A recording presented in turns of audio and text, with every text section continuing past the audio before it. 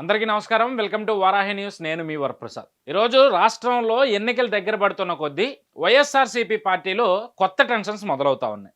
ఓడిపోతున్నారు అని ఖచ్చితంగా తెలిసిన చోట కొత్త వాళ్ళని తీసుకురావడమో లేదా ఇక్కడ వాళ్ళని తీసుకెళ్లి ఇంకొక చాట వేయడమో జరుగుతూ ఉన్న ప్రస్తుత ప్రక్రియ. సో అది మనం గత 10-15 రోజుల నుంచి కూడా మనం చూస్తూ ఉన్నాం. దాని మీద రాష్ట్రం అంతా కూడా పెద్ద ఎత్తున చర్చ నడుస్తూ ఉంది. అయితే ఏంటంటారా, ఇప్పుడు ప్రధానంగా ఈ మార్పులు చేర్పులకు సంబంధించి వైఎస్ కుటుంబం ఇప్పుడు ప్రధానంగా చర్చల్లో నిలిచిందనడంలో ఎటువంటి సందేహం లేదు. ఎందుకంటే మరి జగన్మోహన్ రెడ్డి గారికి ఏమనిపించిందో లేదంటే పాత జ్ఞాపకాలు ఏమన్నా గుర్తొచ్చాయో తెలియదు కానీ తన సొంత తమ్ముడు వివేకానందరెడ్డి హత్య కేసులో ప్రధాన నిందితుడిగా ఉన్న వైఎస్ అవినాష్ రెడ్డి సీటుని మరొక చాటికి మార్చే ప్రయత్నాలు జరుగుతున్నాయి అనేది ఇప్పుడు వైసీపీ పార్టీలో ప్రధానంగా చర్చ జరుగుతూ ఉన్నాయి. వాళ్ళ సీట్లు మార్చుకుంటే మనకొచ్చే లాభం ఏంటనుకుంటున్నారా? ఖచ్చితంగా ఇక్కడ లాభ నష్టాల గురించి మాట్లాడే కన్నా ప్రజలు ఆలోచించాల్సిన అంశం ఒకటి ఉంది. ఎందుకు అంటే చెల్లిని అడ్డం పెట్టుకుని 2014లో జగన్మోహన్ రెడ్డి జైల్లో ఉన్నప్పుడు పాదయాత్ర చెల్లెలతో చేయించి అధికారంలోకి రావడానికి ప్రయత్నం చేశారు. 2019లో జగన్మోహన్ రెడ్డి పాదయాత్ర మొదలైన నాటికి చెల్లెలు ఆ పార్టీలో ఒక రకంగా ఒక మంచి స్థాయికి ఎదిగిన నాయకురాలిగా పేరు తెచ్చుకుంది. మరి చెల్లెలుంటే ఈయన నాయకత్వం ప్రశ్నార్థకంగా మారుతుంది.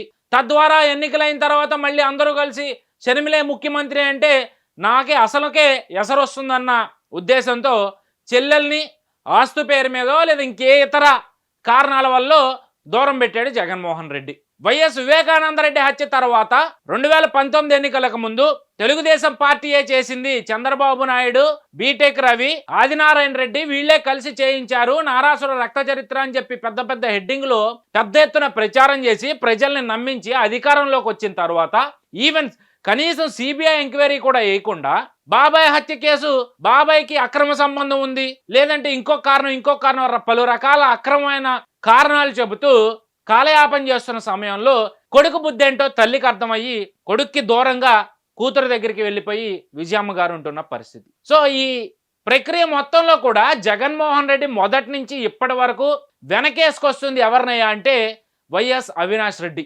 అంటే జగన్మోహన్ రెడ్డి మరో బాబాయ్ అయిన భాస్కర్ రెడ్డి కొడుకు. మరి అలాంటి వ్యక్తికే సీటు ఏదైతే ఈరోజు కడప ఎంపీగా ఉన్న వైఎస్ అవినాష్ రెడ్డి అక్కడి నుంచి కాకుండా వేరే చోటకి వెళ్తే ఏమవుతుంది?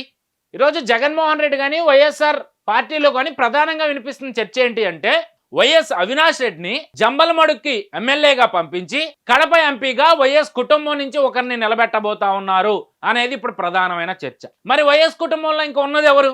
చెల్లెల్నేమో దూరం పెట్టారు, ఆవిడేమో కాంగ్రెస్ వైపు చూస్తూ ఉంది. తల్లి ఏమో నిన్న మొన్నటి వరకు కొడుక్కి దూరంగా కూతురు వద్దే పెరిగింది. అంటే ఇక్కడ ప్రతి ఒక్కరికి ఒక ప్రశ్న రావచ్చు, రాక్షసుడైనా కన్న తల్లిదండ్రులు బిడ్డలను వదిలేసుకుంటారా అని మీకు ప్రశ్న రావచ్చు. నిజమే, కడుపు పేగ అలాంటిది, మరి కన్న తల్లి ప్రేమ అలాంటిది. ఎలాంటి వాడైనా చివరికి కొడుకు మీద ప్రేమ ఆవిడ్ని దగ్గరికి తీసుకొచ్చింది అనడంలో ఎటువంటి సందేహం లేదు. మొన్న క్రిస్మస్ కానుక సందర్భంగా ఇద్దరూ కలిశారు. విజయమ్మ జగన్మోహన్ రెడ్డికి ముద్దు పెడతా ఉన్న పరిస్థితి. సో మరి ఇప్పుడు జగన్మోహన్ రెడ్డి కడప ఎంపీగా విజయమ్మని నించోబెడతారా లేదంటే మొదటి నుంచి జగన్మోహన్ రెడ్డి తర్వాత పార్టీలో జగన్మోహన్ రెడ్డి తర్వాత అనే కన్నా జగన్మోహన్ రెడ్డి కన్నా ఎక్కువగా భావిస్తా ఉన్న జగన్మోహన్ రెడ్డి సతీమణి భారతరెడ్డిని ప్రత్యక్ష రాజకీయాల్లోకి తీసుకొస్తారా? ఈ మధ్య చాలా బలంగా వినిపిస్తుంది ప్రత్యక్ష రాజకీయాల్లోకి భారతీరెడ్డి రాబోతా ఉన్నారు. ఎందుకు అంటే 2024 ఎన్నికల్లో వైఎస్ఆర్సీపీ ఓడిపోయిన తర్వాత ఒకవేళ కేంద్రంలో కాంగ్రెస్ వచ్చినా రాకపోయినా జగన్మోహన్ రెడ్డి మీద ఉన్న అక్రమాస్తుల కేసుల అంశాల్లో జగన్మోహన్ రెడ్డి జైలుకి వెళ్ళబోతా ఉన్నాడు అనేది పెద్ద ఎత్తున ప్రచారం నడుస్తున్న అంశం మనందరికీ తెలిసింది. మరి ఈ నేపథ్యంలో జగన్మోహన్ రెడ్డి తర్వాత పార్టీ పగ్గాలు ఎవరు చేపట్టబోతున్నారనే ప్రశ్న ప్రతి ఒక్కరిలో ఉంది. అంటే చాలా మంది అంటూ ఉండొచ్చు, విజయసాయిరెడ్డి ఉన్నాడు, వైవి సుబ్బారెడ్డి ఉన్నాడు, లేదంటే పెద్దిరెడ్డి రామచంద్రారెడ్డి ఉన్నాడు, వైవి సుబ్బారెడ్డి ఉన్నాడు, ఇలా రెడ్డి బ్యాచ్ అంతా ఉంది కదా, ఒక ఆడావిడి చేతిలో ఎందుకు పెడతారని మీ అందరికీ ఒక ప్రశ్న తలెత్తి ఉండొచ్చు. బట్ ఇక్కడ ప్రశ్న ఏంటంటే జగన్మోహన్ రెడ్డి జైలుకి వెళ్తే ఇప్పుడు నేను ఎవరైతే రెడ్ల పేర్లు చెప్పానో వీళ్ళందరూ కూడా ఆయన అమ్మాయిలు జైలుకి వెళ్లాల్సిన లిస్టులో ఉన్న వాళ్ళే. మరి పార్టీ పరిస్థితి ఏంటి వీళ్ళందరూ జైలుకి వెళ్తే?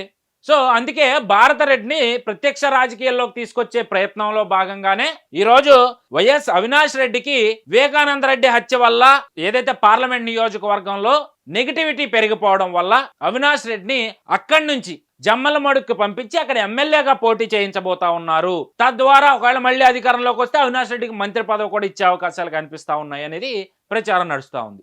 సో ఏదేమైనప్పటికీ కూడా ఈరోజు వైఎస్ఆర్సీపీ ఎంతలా భయపడిపోతూ ఉంది అనేది మన ఇక్కడ మార్పులు చేర్పుల్లోనే చాలా స్పష్టంగా కనిపిస్తా ఉంది. నిన్న మొన్నటి వరకు దూరం పెట్టిన తల్లిని చెల్లిని ఇప్పుడు ఎన్నికలు దగ్గరికి వస్తున్నాయనేసరికి తల్లిని దగ్గరికి తీసుకొచ్చాడు. మరి చెల్లిని కూడా తీసుకొస్తారేమో, వేచి చూడాల్సిన సమయం అయితే ఉంది.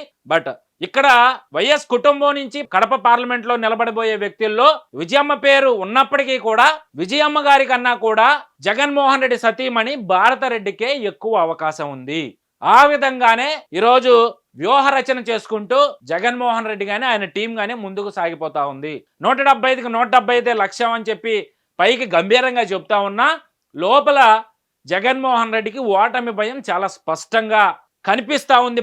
బయటికి కనిపించకుండా కవర్ చేస్తానని చెప్తున్నప్పటికీ కూడా ఆ లోపల ఉన్న భయాన్ని ఇలా మార్పులు చేర్పుల రూపంలోనో లేదా ప్రత్యర్థుల మీద పర్సనల్ టార్గెట్ చేయడంలోనో జగన్మోహన్ రెడ్డి ఎంత భయపడుతున్నాడు అనేది కనిపిస్తూ ఉన్న అంశం. ఏదేమైనా ఈ ఎన్నికల్లో రాయలసీమ రాజకీయాలు చాలా రసవత్తరంగా మారబోతా ఉన్నాయి. వైఎస్ వివేకానందరెడ్డి హత్య రాయలసీమలో వైఎస్ఆర్ పార్టీ మీద పడబోతా ఉంది అనేది ఇక్కడ చాలా స్పష్టంగా కనిపిస్తూ ఉంది.